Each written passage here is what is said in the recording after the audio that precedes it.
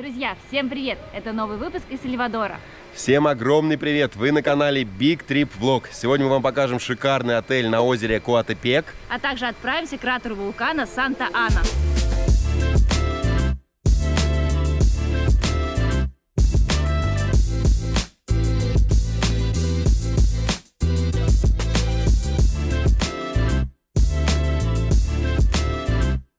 Вулканическое озеро Коатепек является одной из главных достопримечательностей Сальвадора. Но мы решили, что просто приехать на озеро, покататься на лодке нам будет скучновато. И забронировали отель на 3 ночи, чтобы больше насладиться этой красивой достопримечательностью. На букинге нашли Кардедео Хотел и здесь забронировали красивую комнату с видом на это озеро Коатепек. В это место мы добирались из города Санта-Ана на такси. Заплатили $10. Нас сюда довез таксист вместе со всеми нашими вещами. Мы уже расположились. Сейчас я вам покажу территорию, ресепшн и какие активности есть на территории. Пройдем на ресепшн. Как мы видим, что животные здесь приветствуются, поэтому можно путешествовать со своими маленькими друзьями. Здесь можно узнать всю подробную информацию о парке, который здесь находится. Называется парк Реактиво. Также здесь можно узнать про аренду лодок, про водный мотоцикл, падлборд. Видите, например, САП или падлборд, как его называют по-другому, стоит $15 за 45 минут, а лодка стоит $90 за 30 минут. А еще, если выйти с ресепшена, то можно прогуляться по обзорной площадке с видом на озеро, посмотреть, как плавают лодки.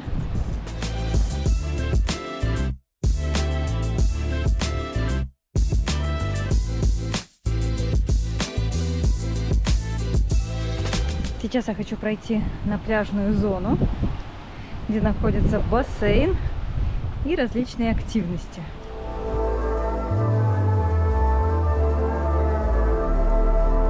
Это главное здание отеля со всеми комнатами, удобные лежаки, бассейн, в котором купаются даже ночью.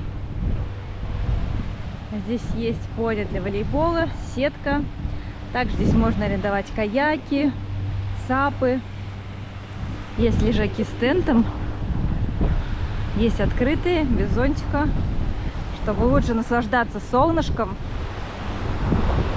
После обеда поднимается ветер, поэтому озеро неспокойное. Завтра мы будем кататься примерно вот на такой лодочке.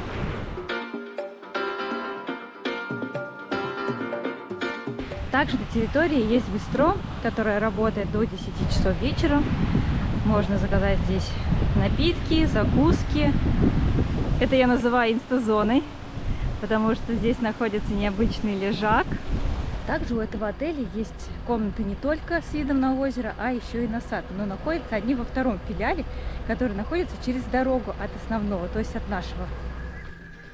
Также здесь находится ресторан, который называется Ла Пампа. Ресторан Ла Пампа занимает лидирующие позиции в TripAdvisor, и поэтому очень многие сюда приезжают, даже из самого города Санта-Ана, чтобы попробовать мясной гриль. На территории есть палатка с мороженым, поэтому в любое время можно полакомиться этой сладостью. Многие приезжают на отдых с детьми, для которых здесь обустроена детская площадка. Также можно поиграть в мини-гольф. Есть специальные для этого площадки.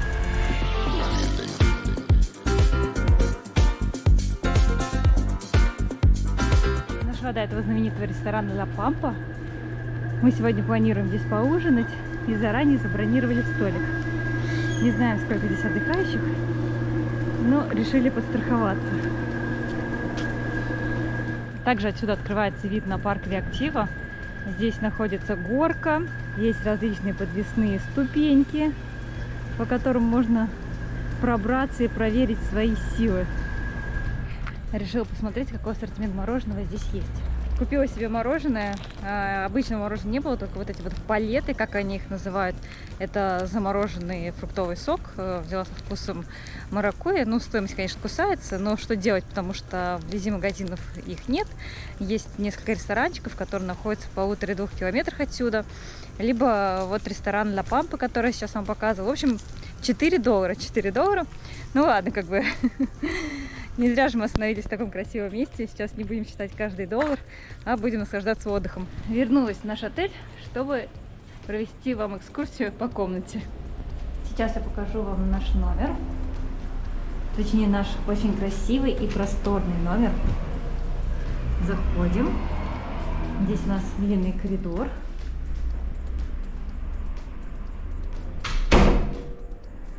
При входе стоит зеркало во весь рост. Как говорит Кирилл, что ему это зеркало очень удобно, потому что он помещается наконец-таки в полный рост. Видите, сколько пространства свободного. Стоит огромная кровать, king size размером. Очень красивая комната, выполненная в серых оттенках, именно так, как нам нравится с Кириллом. У кровати стоит тумбочка большая, где можно разместить личные вещи, украшения в виде цветка, лампа. А еще посмотрите, какой у нас интересный столик. Здесь можно и перекусить, и поработать. Большой телевизор, которым мы никогда не пользуемся, но учитывая, что мы здесь проведем целых 3 ночи, никуда не будем выезжать практически, то, возможно, в этот раз мы даже посмотрим какой-нибудь фильм. Кондиционер бесшумный, отлично работающий. Здесь у нас место для хранения вещей. Смотрите, сколько у нас чемоданов, и нам постоянно приходится их перевозить. Конечно же, главное, что есть в нашей комнате, это красивый вид с террасы. Здесь у нас сидит Кирилл, отдыхает, любуется на озеро Коатепек, дышит свежим воздухом. Да, шикарный вид на всю территорию, на лежачки, на бассейн, ну и, конечно, озеро. Еще одно красивое место – это ванная комната. Прям действительно ванная, потому что там удобно, комфортно, можно разложиться, сделать себе пену, полежать, отдохнуть. Именно то, что нам не хватает в наших путешествиях. Также есть тропический душ, раковина, зеркало на полстены. Ой, а еще мне очень нравятся все вот эти вот баночки, такие запахи здесь приятные. Это лосьон для тела, также гель для душа, кондиционер, шампунь. И еще 2 вида мыла. Одно для тела, видите, массажное, а второе для лица. Давненько мы не останавливались в таких шикарных отелях. Решили отдохнуть, дать себе передышку, потому что путешествуем уже почти 4 месяца.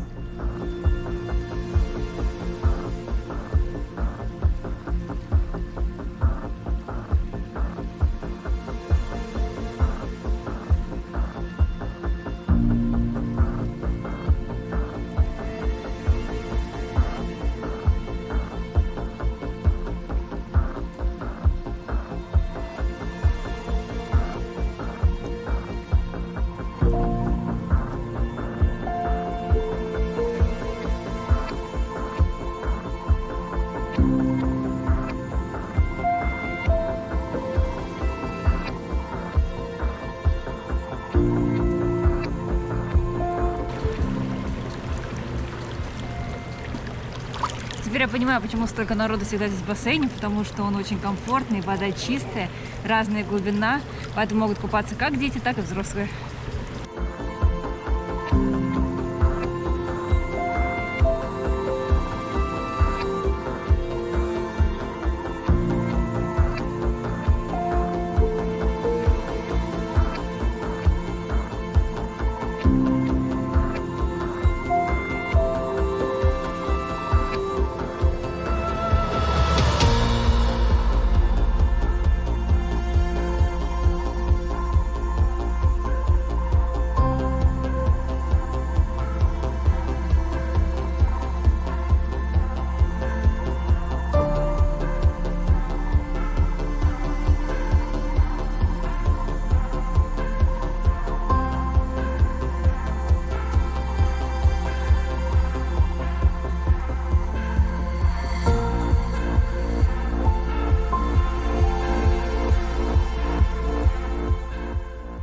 нашем отеле также есть возможность прокатиться на лодке, устроить небольшой лодочный тур по озеру в течение 30 минут. Мы, конечно же, этой возможностью воспользовались.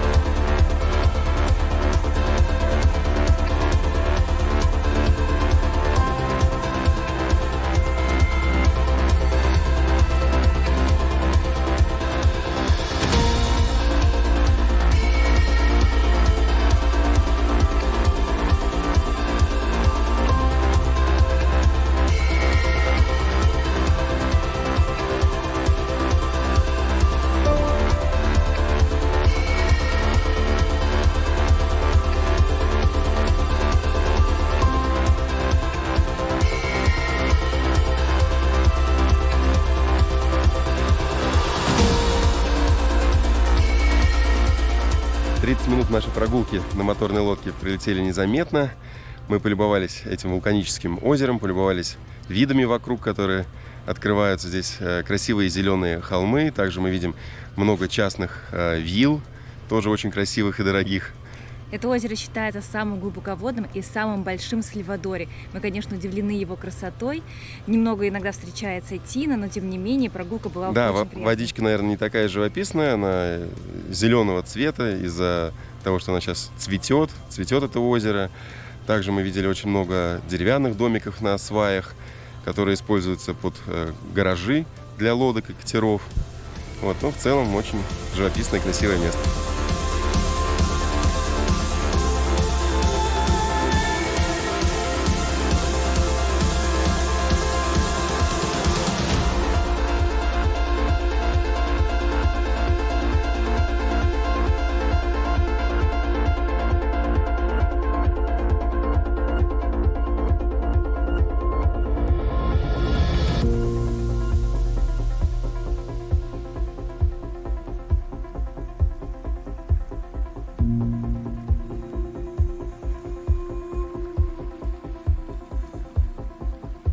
Мы пришли в ресторан, с которого открывается красивый вид на озеро. Кстати, слышите вот эти вот странные звуки? Это все мерзкие цикады, которые мешают наслаждаться нам отдыхом. Тем не менее, в этом ресторане «Ла Папа» мы заказали себе мясную гриль-тарелку, которую нам принесли.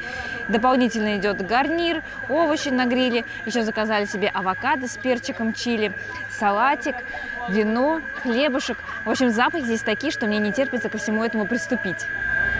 У нас ассорти мясное, как уже Тома сказала. Давайте все пробовать. Это вкусная курочка, приготовленная на огне. Давайте попробуем следующее мясо. Что это у нас? Похоже, что свининка. Очень мягкая. Свининка восхитительная. Вот это пока, наверное, мой топчик. Наверное, похоже на шашлык. На шашлык с дымком, знаешь, то есть великолепно. Ну и третий вид мяса. Возможно, это говядина. Давайте посмотрим. Да, говядина. Причем нас даже спросили, как вы хотите, чтобы ее приготовили. Мы выбрали medium rare, то есть это как бы, скажем так, недоготовлено, немножко с кровью. Изумительно. Изумительно. Говядина, свинина просто великолепна. Курица просто очень вкусно, а говядина, свинина великолепна. Здесь еще сосисочки есть, смотрите.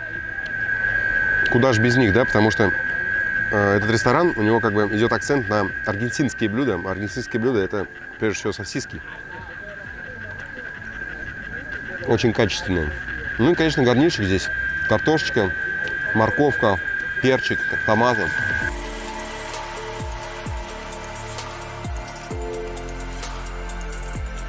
Прекрасным завершением нашего ужина стал десерт, который называется «Три молока». А с вами мы увидимся завтра и продолжим наш отдых у озера Коатепек.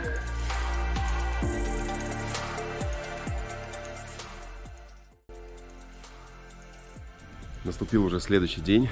Мы отправляемся на наше главное приключение. Помимо самого озера Коатепек, также провинция Санта-Ана знаменита своим вулканом одноименным, который так и называется Санта-Ана. И мы сейчас будем на него взбираться.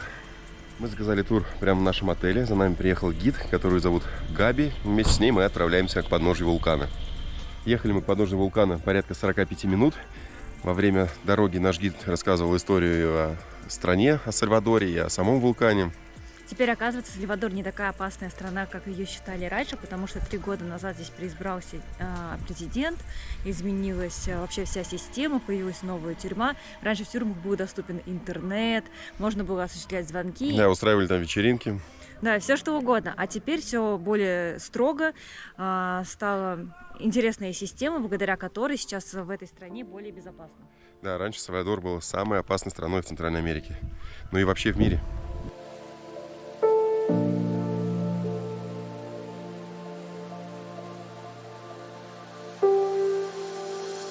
Сейчас шли мы, наверное, минут 10. Это первая точка. Здесь располагается офис, располагаются некоторые магазинчики, туалеты. То есть это такая стартовая точка, прежде чем начать свое восхождение к вулкану. Как мы видим, погода сейчас туманная. Вот туман, мы видим, окутал леса, вдоль которых нам двигаться, как нам сказал гид, примерно 60% пути, который нам предстоит, мы будем двигаться именно в лесу. То есть, с одной стороны, не будет жарко, достаточно комфортно. Мы будем, возможно, видеть каких-то животных, которые обитают в лесу. Сейчас мы проходили также большое количество плантаций кофе. Приехать к этому вулкану вы можете как в составе тура индивидуального, как у нас сейчас, также и самостоятельно. Можно сюда добраться из города Санта-Ана, в котором мы были не так давно, приехать сюда на местном автобусе и заплатить за вход. Как мы видим, здесь $6 с человека. Если у вас индивидуальный тур включен, то, соответственно, гид платит все входные билеты за вас. Стоимость входного билета $6 с туристов и $3 с местных жителей. Также здесь есть небольшая информация о животных, которые вы можете встретить в парке во время подъема.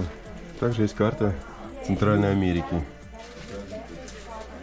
Также местная палаточка есть. Можно взять здесь какие-то снеки, воду. Вот мы сейчас берем бананы, потому что с утра мы даже на самом деле не успели позавтракать. Стоимость одного банана 20 центов.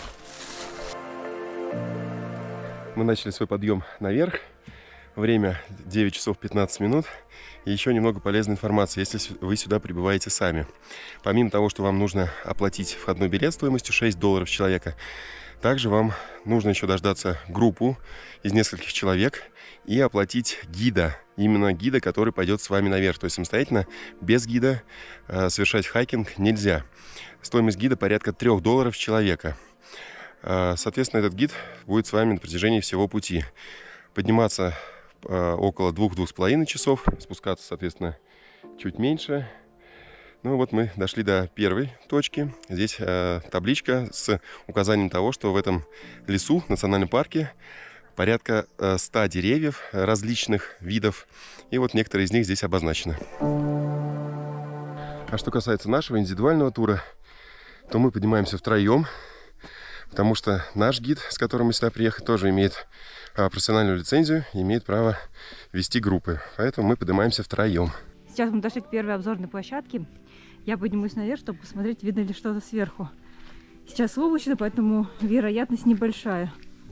Да, друзья, видимость здесь просто нулевая. Все, что я вижу, это просто верхушки деревьев. А здесь должно было открываться вид на озеро Коатепек, у которого мы остановились. Но, к сожалению, это уже какая-то стандартная у нас картинка, когда мы отправляемся в какие-то хайкинги. Вот. Немножко грустно, но, тем не менее, продолжим наш путь.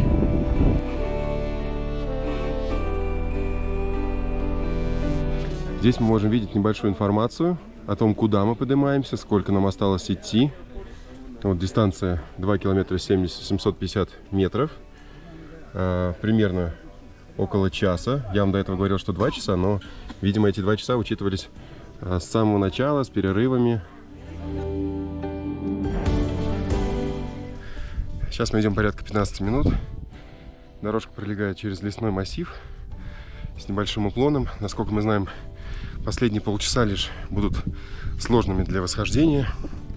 Также наш гид остерегает нас, говоря, что здесь водятся опасные змеи, причем ядовитые. Это не шутка, и надо быть предельно аккуратными.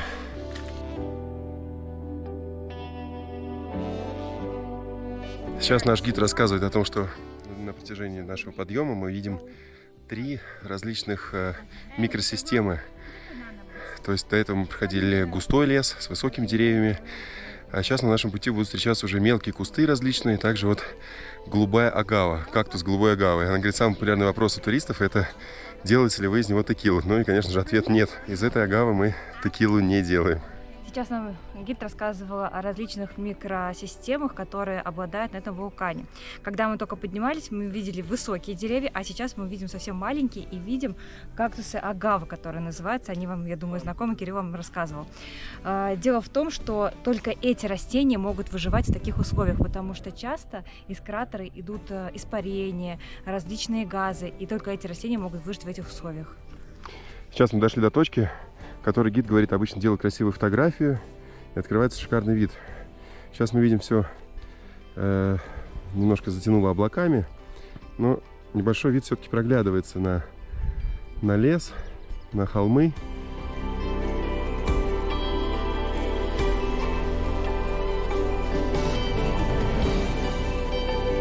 Отсюда открывается вид на несколько вершин. Одна из них — это Серра-Верде, это неактивный вулкан. И второй вулкан, который называют малышом, потому что он очень маленький, ему не так много лет, это вулкан Исальга. И самое забавное, что раньше Исальга, у него были небольшие извержения, и его еще называли маяком для Тихого океана. Но как только открылся отель на вершине Серра-Верде, то есть соседнего вулкана неактивного, извержения прекратились. А называют его маяком для Тихого океана, потому что за этими вершинами находится Тихий океан, да, который можно наблюдать. Сейчас мы находимся на обзорной площадке, с которой нам ничего практически не видно. Все в тумане. Вот такое невезение нас постигает вечно, когда пытаемся подняться на какие-то вершины.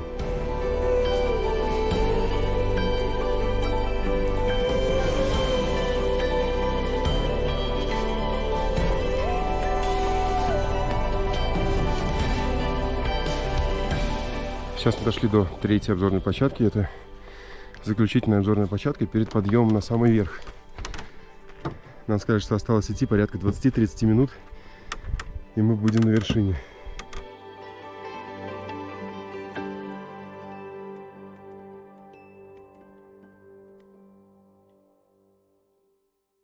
Последний участок дороги, как я вам говорил в самом начале, он, наверное, самый сложный. Если до этого мы поднимались чуть наверх по лесному массиву, то сейчас мы пробираемся по камням вдоль каких-то кустов с кофе, вдоль кактусов. И также это все дело окутано туманом. Ну, примерно вот 20 минут нам еще осталось идти до вершины.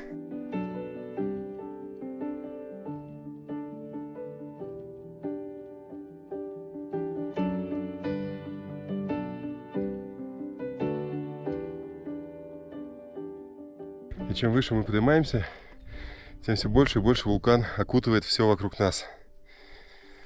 В дороге встречаются другие туристы, которые уже возвращаются. И, к сожалению, говорят, что, поднявшись на кратер, они не увидели ничего. Поэтому, видите, как, к сожалению, единственный плюс от этого тумана, что сегодня погодка достаточно прохладная и подниматься совсем не жарко.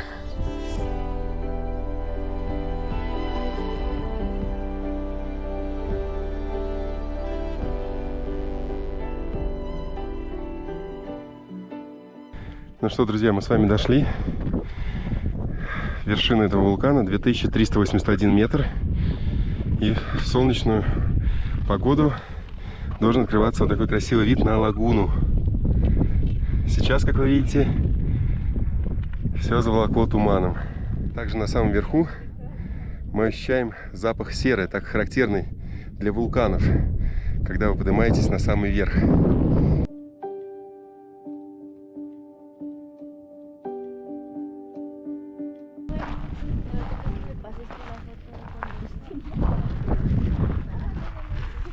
Сейчас мы находимся на вершине вулкана Санта-Ана, и перед нами должно открываться небольшое голубое озеро. Но, к сожалению, мы не видим ничего. Что-то в этом сезоне нам вообще не везет с вершинами. Постоянно все тумана. А возможно, март месяц и апрель — это не самые удачные для осуществления вот таких хайкингов.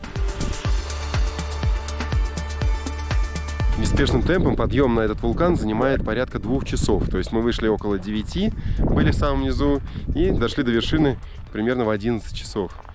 Как нам рассказал наш гид Габи, гулять по кратеру, обойти его с другой стороны не представляется возможным. Поэтому мы лишь немножко отходим от центра нашей локации, там, где сосредоточены и остальные группы. Вулкан Санта-Ана, он до сих пор активный и последний раз извергался в 2005 году. Поэтому, гуляя по кратеру, по вершине, можно видеть очень много обугленных камней.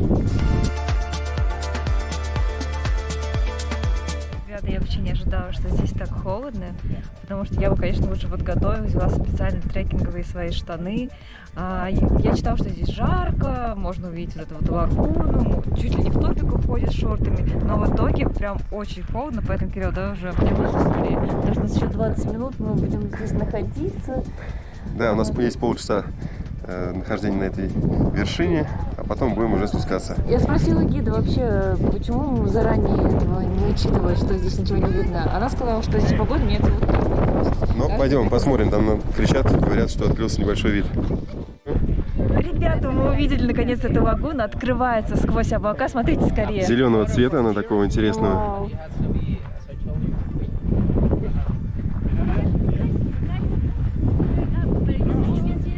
Ребята, кто видит лагуну, обязательно ставьте лайки, потому что не зря же вы старались, добирались до сюда, чтобы вам показать все это. Облака снова собираются, боимся, что сейчас снова закроется этот прекрасный вид. Кирилл хочет запустить дрон, но вы только посмотрите, какая красота. Знаете, вот с этими облаками это еще так мистично и немножко страшно.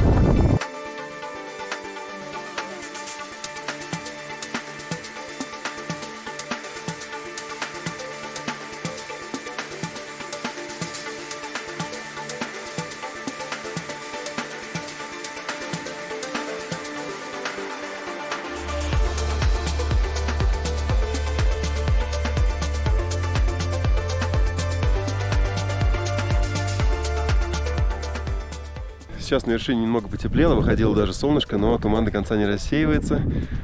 Остается наблюдать за лагуной вот такой небольшой дымки.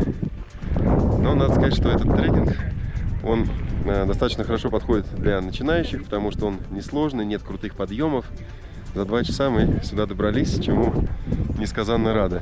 Особенно после вулканов, на которые я собиралась в Гватемале, для меня это была вообще просто легкая прогулка, но безумно счастлива, что немного рассеялся туман, облака, и мы увидели эту красивую лагуну. Да, поэтому рекомендуем всем сюда приходить. Я думаю, в солнечную погоду вы здесь получите еще больше удовольствия, чем мы. Во время спуска вниз выглянуло солнышко, поэтому мы можем любоваться изумительной природой и также красивыми вершинами соседних вулканов.